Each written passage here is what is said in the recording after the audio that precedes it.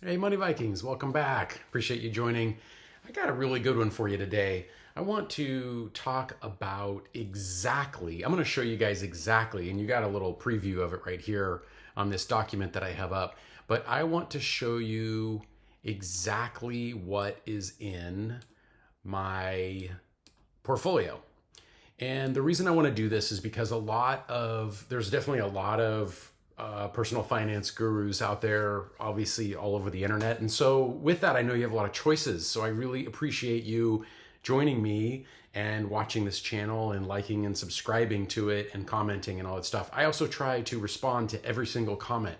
So, if you have a comment or a question, put it down there, and I really want to respond and talk with all of you. So please, any thoughts, or if I get something wrong, or if I get something right, or if you have a question, or if you have something to add that might help other people, because that is the whole idea here. So let's dive right in. I'm going to go exactly into what is in my portfolio.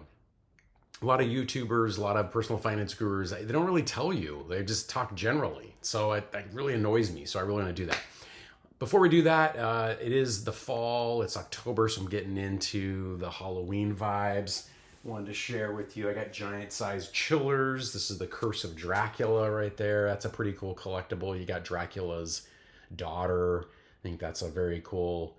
I'm just getting into the vibes. I'm just getting into it. I love Halloween. I like it all. This is a relatively new book. This is Dracula issue 1. That one's pretty cool. That's kind of a classic right there. And what else do we have? Got Vampirella, of course. Scarlet Witch. I don't know. Always kind of reminds me of I don't know, Halloween vibes. Chilling Adventures of Sabrina 1. That's a classic. And then anything Vampirella, of course. So with that, all that good stuff. Hey, let's enjoy. Have a nice, safe fall and Halloween season. So let's dive right into it. I want to look into some of these, the top 15 holdings. So first one that you guys have heard, maybe some of you have heard me talk about for many years, is the VDADX. Jerry and I used to joke that we liked it because it had the word dad in it in the ticker, but that is the Vanguard Dividend Appreciation Fund. And this is in order of, so whatever comes first has the highest shares and the highest amount in it. So I want to share, let's check out VDADX. Let's look into that one. VDADX is one of those that is just your classic. It's a little bit like the Schwab US Dividend Equity, but if you see here, it's your classic. Let's go out 5 years. 5 years is good to look at. So you can just see this guy over time. It's like it sounds, your dividend appreciation index funds. It's got some really strong dividend players. Pays a pretty nice dividend. We'll get into that yield. It's probably a little lower than SCHD. But anyway, the idea is just check this out. You have this very steady, I love this kind of stuff. I mean, growth and volatility have their place in a portfolio. But if you can get your assets into something that just does this really nice, so this is since about 2020, and it was $25 a share, and now it's about 50. So it doubled in about the last 5 years. Just that really nice kind of, went down a little bit, goes back up. So that nice slope here is max. This is out till, this looks like this goes back until about maybe 2010. So the last 14 years. So about $20 a share, and then up to 53. So you can just see nice steady kind of up right there. So anyway, I like that one a lot. And let's look at the holdings real quick. So it's got a 3-star Morningstar rating. Yield to date return is 17%, large blend. I like to look at the top 10 holdings. Here we go. Top 10 holdings. You have Apple, Broadcom, Microsoft, Chase, United Health, Exxon, Visa. So you can see it's all the big players right there. It can show you how it's weighted right now. You can see it's heavily weighted in technology, 24%, financial services at 20%, healthcare. So if you like that stuff and a nice steady grower, I think it's worth checking out. So It's not financial advice. I'm just sharing what I'm doing, and there's no perfect. That's the thing. You just have to be careful about what you're hearing out there. So someone reminded me today that the guy Michael Burry, I think is his name, is the he's the Big Short trader. He's been saying for like 2 years ago, he's tweeting or whatever it is. He's saying like sell everything, sell everything. And in that time, like the market's gone up like 25, 30, 40%. It's gone up like crazy amounts. And it just shows you these guys, the experts, do they really know anything? I don't know. Not really. Kinda, just you got to take everything with a grain of salt. You got to be very like rational about stuff. And that's why, again, we always go back to portfolio construction.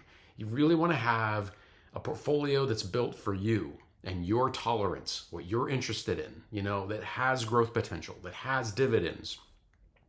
Maybe you aren't into the volatility and you need more bond funds, and you just want to have a 30% in the SPY S&P 500, and then you want 60% in bond funds and you want 10% in cash. Maybe that's your style. Real slow, doesn't go up too much, but goes up. When everything drops, it doesn't drop too much. You got to decide. So that's that. All right, my second biggest holding is, I did a video on this, and I'll put it in the comments down below. But I just did a video on Schwab's U.S. Dividend Equity ETF, SCHD.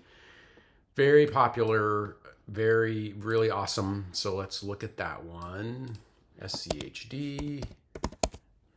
And SCHD, one of the exciting things is they just announced a 3-for-1 split. So let's go at 5 years. I always like to go 5 years. So 5 years on this guy. So up quite a bit from 2020. Let's look at the whole thing here for a minute. Okay, well, pretty nice growth since the last 10 years right here. Again, 10 years ago, $28 a share. Now we're talking $84 a share. Jeez, wow. That's amazing. That's really great. You're looking at a yield of about 3.4% in the dividend, and they just announced a 3-for-1 split. So if you have 100 shares, you're now going to have 300 shares, whatever it might be.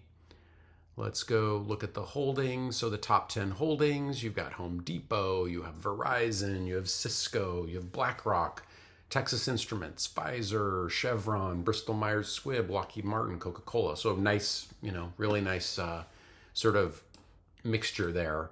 Heavy in financial services. So you can see this is less, tech is way down. So this is a lot different than VDATX. Tech is a lot lower. You have financial services, you have healthcare, you have consumer defensive. That's interesting. You have energy, technology down here, consumer cyclical, utilities, no real estate. Okay, got it. So that is that. Let's move on to the next one down. Vanguard Consumer Staples ETF. So I think I was looking at this one for some stability. That is, let's see. Oh, I skipped one. I'm sorry. Vanguard Total Bond Market ETF. So I do have more bonds now. You know what? That is actually a little out of place. I don't actually think that's the biggest holding there. So that actually has to go down a little bit in the list. But it has gone up recently, doing more bond stuff. But BND is a very nice kind of broad. Let's look at it here. BND. So that's going to be your like low volatility kind of thing. Not going to have a lot of volatility. 6 months. You can see how it's gone up over 6 months. Bonds seem to be a little bit more in favor now. You're looking at let's check this out. You're looking at a yield of about 3.38%. So not bad. It's beating inflation now. Inflation's down under 2.5, I think. So yeah, so that's it. Nice general bond fund. It's not going to be anything too exciting, but it's also not going to be that volatile. It's just going to kind of plod along, and it's going to pay you that yield. That's the idea. And that's what you want from a bond fund. It's not exciting, So, okay. So, but let's go to next, Vanguard Consumer Staples ETF. So that's the VDC. Let's look at that one real quick. So VDC and Vanguard Consumer Staples. Okay, I screwed that up, sorry. Here we go. Okay. So here we are, Vanguard Consumer Staples. Let's see, over a year, that has gone up quite nicely over the last year. Very nice, very nice. And again, nice slope up. 5 years, okay, up, but a little more flat, and all up pretty well. So that's consumer staples. I think it's considered more of a defensive kind of thing.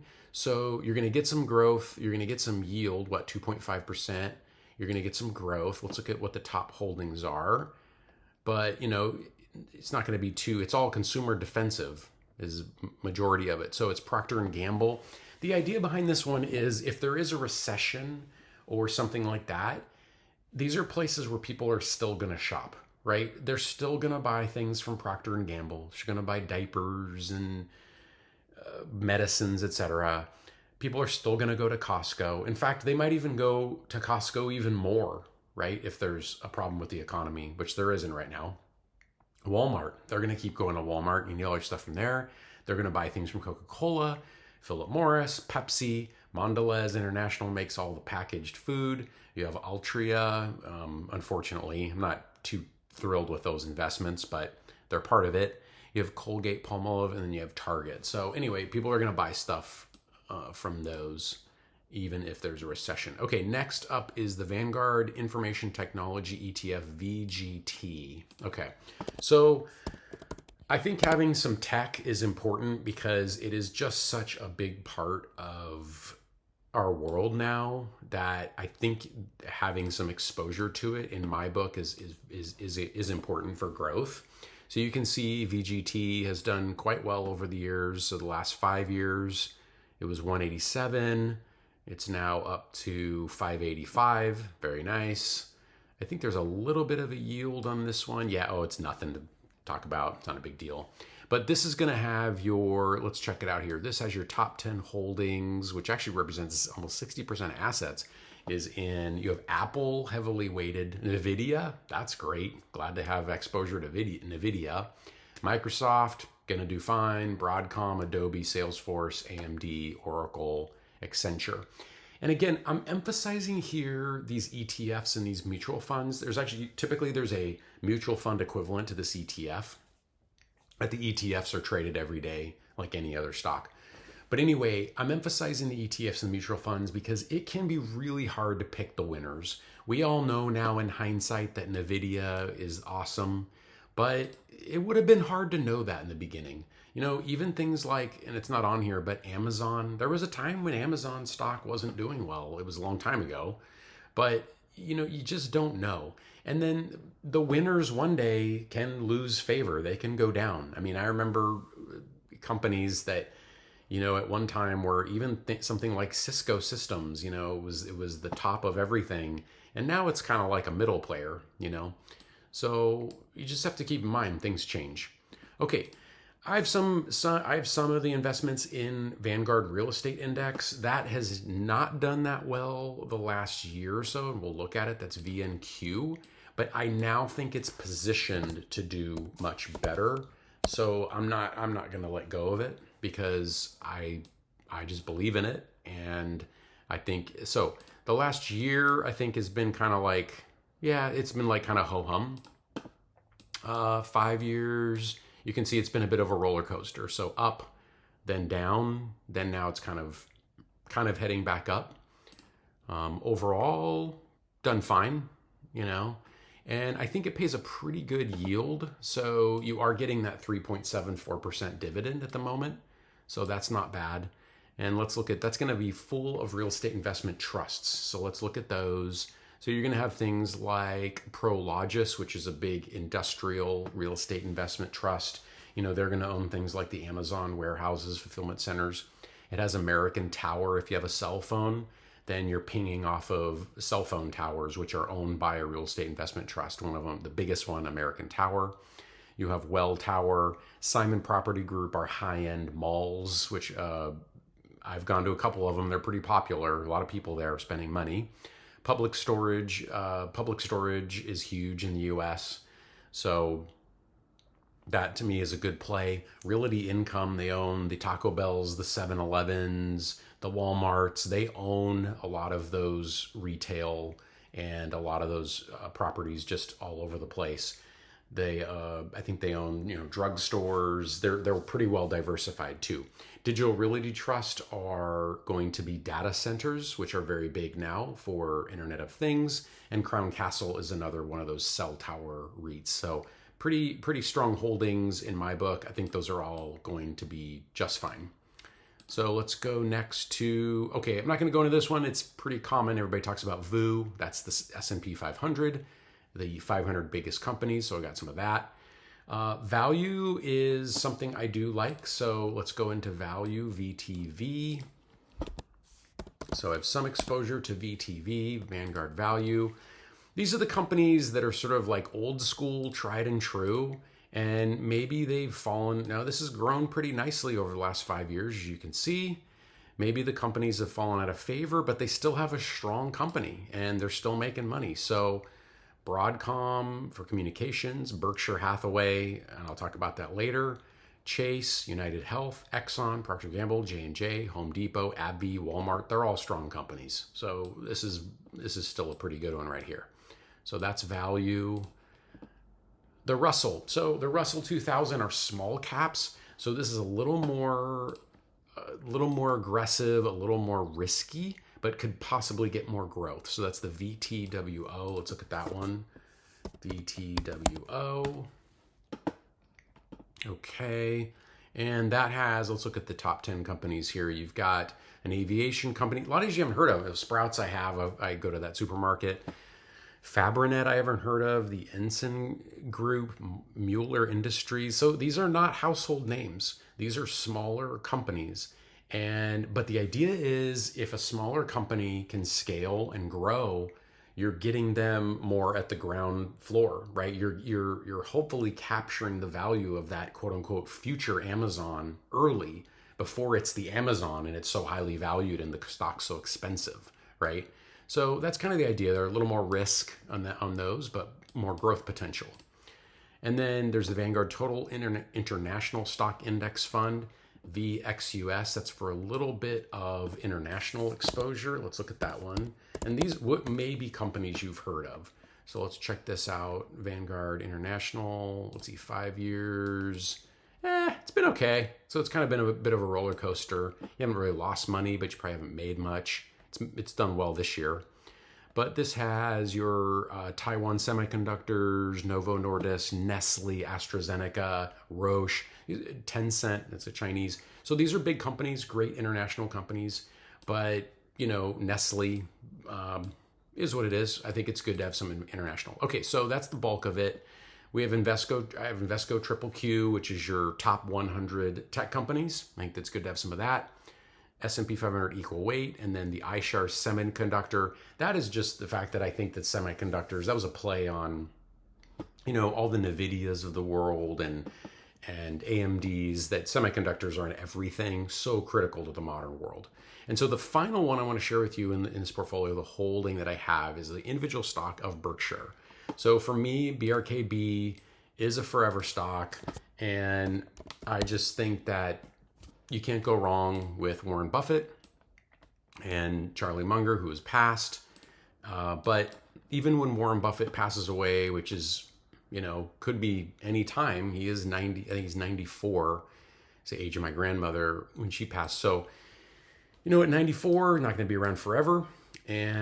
But I believe that with Greg, the CEO that'll take over, I think the company is going to be in good hands, and the ethos, the methodologies, all that is going to be the same, very similar, and the company is going to do just fine over the long run. So that's what I wanted to share with you, is exactly what's in my portfolio. I just wanted to be totally open and honest about it, because I didn't want to be one of those personal finance YouTubers that didn't share that with you. So let me know what you think. Am I all screwed up here? Is this messed up? I don't know. I did order this. Except for BND, this is basically an order of what is most heavily weighted to what's least heavily weighted. And we'll go from there. So, hey, thanks so much for watching. Please like and subscribe. Trying to hit some milestones here with the subscriptions. and it doesn't cost you anything. This is just sharing free ideas about how to build wealth in all different ways. And if you get anything out of this, which I hope you do, every one of these, I'm trying to be to the point. I'm trying to not play any games. I'm just trying to tell you exactly how middle class people are building wealth in America today in the modern age, and how you can do it too. So thank you for watching, and we'll see you on the next one. Take care.